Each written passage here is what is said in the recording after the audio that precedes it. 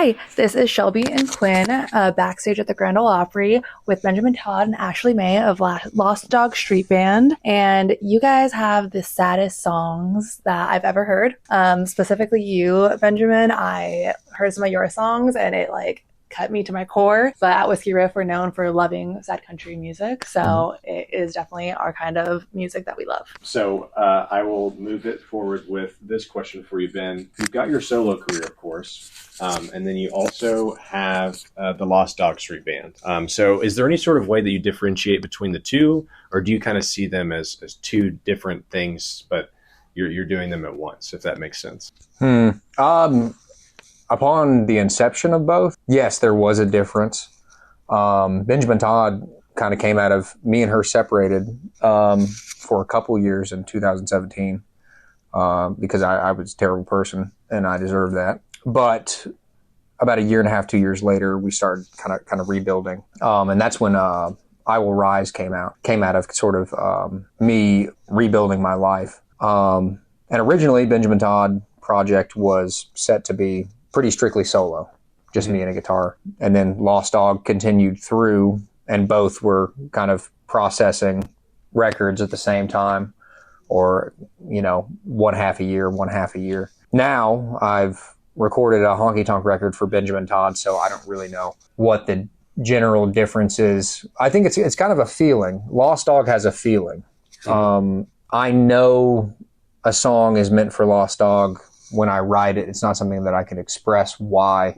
It's kind of like the difference between, I don't know, I always use the analogy, porn and art. You can't describe the difference, but you know it when you see the difference. It's like, okay, well, that's art. That's Gotcha. Now, is the writing process different? Are you do you go by Ashley or Ashley May? Either's fine. Okay. Do you help write any of the music for Lost Dog? Nope, No? I'm not. Nice. You just mentioned the honky tonk record. Is that, you said it's set to be released this fall. Is there anything else that you can really share about it? I don't know, can I? I wrote that record where each individual song is from a different production era in country music history, spanning from the mid-50s to the mid-90s. And obviously, it has the bias of what I particularly like in country music. Different production eras set between particular artists.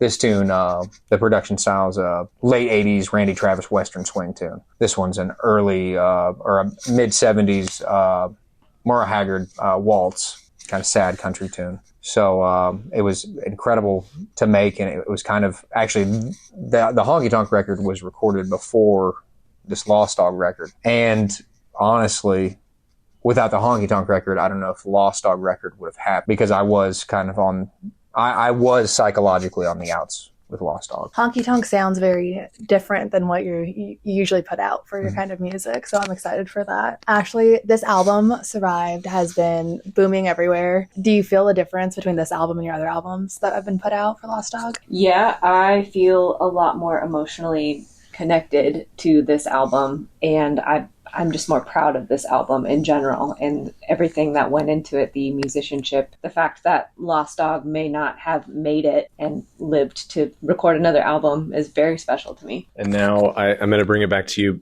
Benjamin. You're from Tennessee, born and raised in Nashville. Is that correct? Yep. But now you live in Kentucky. Yes. Okay, so not to get too personal on my side, but I'm the opposite. I'm born and raised in Kentucky, and now I live here in Nashville. Do you kind of have different vibes? Of course, you're from Nashville, so anytime you come back, I'm sure you kind of feel at home. But Kentucky is where you really have your roots, right? Technically, I was born in Sumner County and I was raised in Sumner County. Okay. So I was born and raised essentially trapped between Kentucky and Nashville, and I think that really encapsulates who I am in a metaphysical sense and a literal sense. Between the culture and the heritage of both of the states of Kentucky and Tennessee. But in particular, I think Tennessee has more of a gentleness about it that Kentucky is slightly more gritty. I always use the analogy. Tennessee's the type of place where a stranger rolls through town, a house will open their door, say, "Oh, come in, stay however long you want." In Kentucky, it's more they'll meet you at the door. They'll give you a full plate of food, $100 bill, and they say, "Well, get the hell off my property before dark." I can agree with that. Yeah, so, I can agree with that. So my spirit matches Kentucky more. Yeah.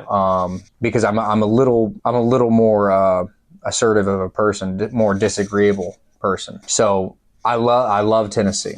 And Nashville, I guess one of the sayings I have is a part of Nashville always comes with me, and a part of me is always left in Nashville, where I go or what I do. So. And speaking of your spirit, of course, a huge part of that is the music that you create. And now that you, like you said, you've kind of been in the Nashville area, or at least close to it. You said stuck between Kentucky and Nashville.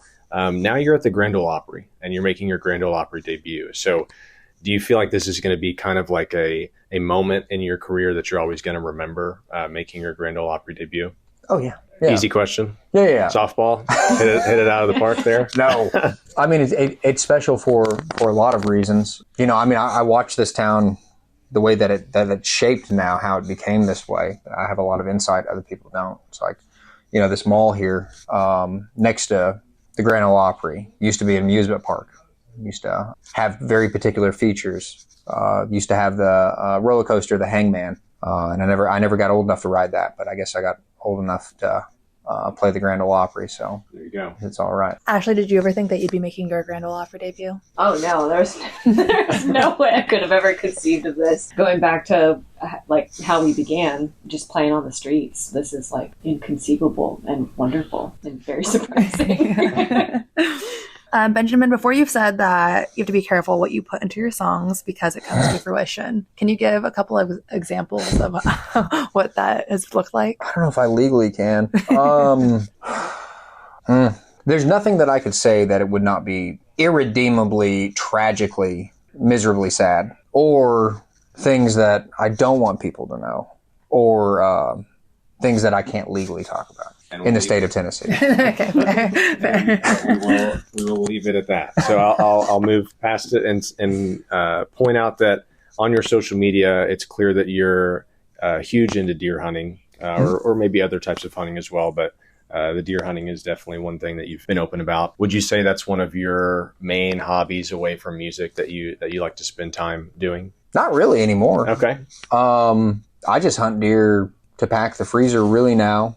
I try to get a good buck every year. I'm not, as far as the hunting community is concerned, I'm not the person that I'm not a neurotic nerd about hunting anymore. Okay. So I feel kind of out of pocket being like, because there are people that are like avid, crazy hunters. It's like I hunt the first 2 weeks of bow, and then I wait for rifle. I'm pretty lazy with it at this point in my life. It's not a huge part of my identity or who I am necessarily. You've got plenty anymore. of other things, yes, taking up your time. The trucks and the diesel and the hydraulic cylinders and the seals and all that. That's probably more where I'm at. I'm always I've got 25 trucks and 15 different pieces of heavy equipment and trailers and rusty crap everywhere. Basically a mechanic for fun. Yeah, volunteer mechanic. I'm not. It's not fun. No, but it is. You're always doing it though. It is enjoyable, but I would say that is probably more of my general passion. But I guess my philosophy in general in life is more that I'm a servant of wherever I need to be and whatever I should be doing, regardless of what I want. And in an ideal world, we would all find our sacred purpose and we would do what we should be doing at all times rather than what we want to be doing. That's the ideal vision of the world from like an ancient sacred space. Well, and it's beautifully put. I feel like it should be on one of those posters that you see with like a beautiful landscape in the background. Exactly. Like just what you just said, pop it on a quote. It's very inspirational. So who are your best friends in the industry, both of you? My best friends in like contemporaries? Anyone that like in this industry? Yes. Not the truck restoration industry. Correct. In the country, folk, Americana. Matt Heckler, Jesse Daniel. Sierra's one of our oldest friends. It's gone back and forth for years. We've been at each other's throats and not talked to each other for years, and it's come back around last few years, and it is special. It is special to have someone that's kind of going through a similar part of the process and who came from a similar place. I'm trying to think, Hayden Karchmer. The Hill Country Devil. Cole Chaney is a good one. I'm trying to think. I'm going to feel really embarrassed. I'm going to forget like someone very particular. And then people that we tour with, Resonant Rogues, Jason Day West. We'll leave that with a disclaimer that there may be more. And do you have any friends that are Packers fans? Because you're a Green Bay Packer fan through and through, correct? Yeah, so the Resonant Rogues and Jason Day West are both Packers fans. They're both Wisconsinites. Her whole family, half her family's Packers, half are Broncos. And how did you end up as a Packer fan, being from, I'm in a similar place. I've never even been in the state of Minnesota. I love the Minnesota Vikings. Yeah. So I might be similar to you in that fashion. Okay, well, I grew up in Gallatin. Okay. Tennessee, if you're familiar at all. Mm-hmm. Their logo is the Packers G.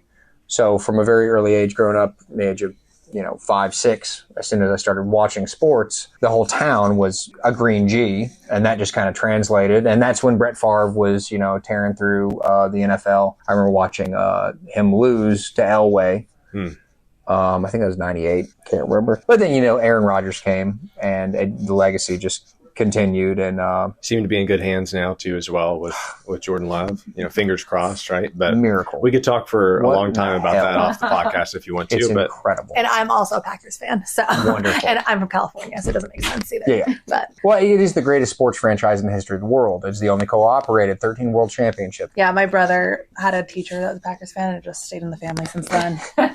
Now it's hard to look at you guys and not see all the tattoos. I also have a ton. Do you guys know how many tattoos you actually have? Mm-mm. No. Any estimate? No. No. I had to do this in jail a couple of times, and they got mad at me. Was that when I was selling blood? Oh, I was selling blood one time. I forgot about some tattoos, and they got really upset, and I couldn't sell the blood, so I didn't get high for that day. And then yes, that's happened in jail a couple of times where they've through a screening. This is completely irrelevant information. But I have no idea. But I will say this: if I did not have tattoos, I would not get any tattoos now.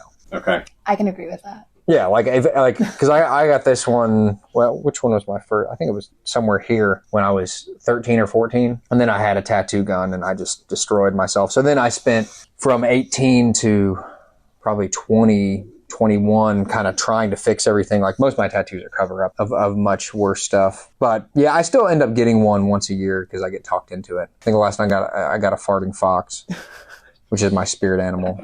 Where is that at? It's on my stomach. Okay. It's just flying through the air farting. So We only have a couple more minutes left with you guys, so we're going to switch to some rapid fire questions. So these are just real quick. First thing that comes to mind, what's something that's still on your bucket list? The Opry is a big one, so. the Opry, there we go. It's off your bucket list now. So It's not yet. Not yet. Not yet. I've made it to that stage. I can walk out of here any second. That's fair. What is your favorite sad country song? Probably 20 Years and 5, George Jones. Probably one of my favorite. Well, I guess it kind of turns around good. Reasons I Cheat, Randy Travis, ones that are really close to my heart. What's the song that you're most proud of? Could be your solo stuff, could be with the Lost Dog Street Band.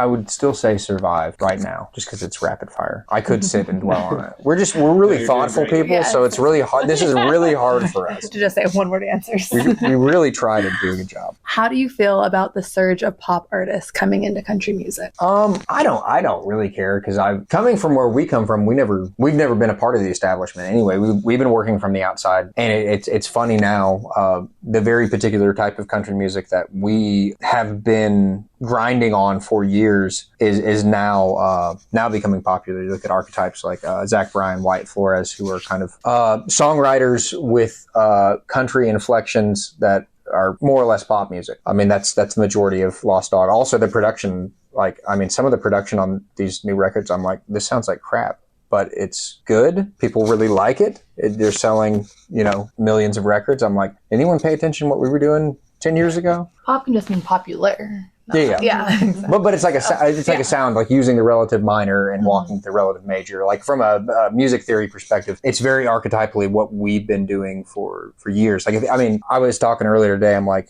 in 2017, the 3 albums of Benjamin Todd, if that were released today in today's market, like those 3 albums in succession, it's like, yeah. Mm-hmm. Like it would be big. It just so happened that it was like 5 years before its time. And that's why Lost Dog Street Band is having a moment now. There we go. And we'll wrap it up with who is someone that is up and coming that you're a huge fan of? Jesse Daniel. Mm-hmm. He is a killer. Mm-hmm. He is. His show's awesome. It's insane. I'm a real big fan of Sam Barber. Of course, I'm biased because he covers some of our tunes. But I love the spirit of all these younger cats who are coming in. It's so familiar to me in my process and how I came up. I don't know. It's exciting. There's so much good art. Yeah, if you'd have told me 5 years ago anything like that was happening, well, I would have been too bitter to appreciate it, but I wouldn't have believed it. Yeah, I feel like popular country is actually good, or at least better than it used to be. Yeah. So we're happy about that as well. We just want to say congratulations on your Grand Ole Opry debut. Congratulations on the new album, and we'll be looking forward to that Honky Tonk album later this year. Definitely. Hopefully. Thanks so much, Hopefully. guys. Thank you. Thank you.